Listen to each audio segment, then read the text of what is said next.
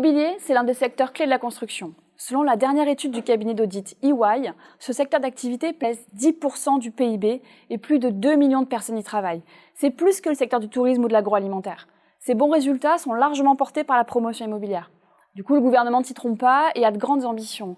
Avec le projet de loi Elan, il veut construire plus, mieux et moins cher pour répondre à la demande de logement et pour essayer de mettre un toit sur la tête de 4 millions de personnes mal logées.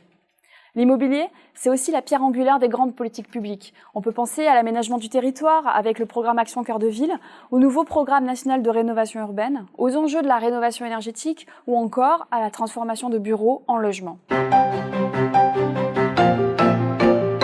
Nous décryptons pour vous un environnement économique qui se transforme en profondeur. Prenez par exemple le projet de loi Elan. Il bouleverse les rapports de force. D'un côté, la maîtrise d'ouvrage privée monte en puissance, de l'autre, la maîtrise d'ouvrage publique est en pleine recomposition, et c'est particulièrement vrai pour les organismes HLM.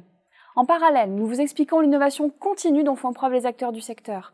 73% des dirigeants auditionnés par l'enquête d'EY ont mis en place une innovation au cours des 12 derniers mois. Tous ces enjeux seront décryptés quotidiennement sur la rubrique immobilier du Moniteur.fr. La rubrique immobilier se propose de détecter de nouvelles tendances, de comprendre les besoins émergents des usagers. Elle permet aussi aux entreprises des bâtiments de mieux saisir les attentes de leurs maîtres d'ouvrage.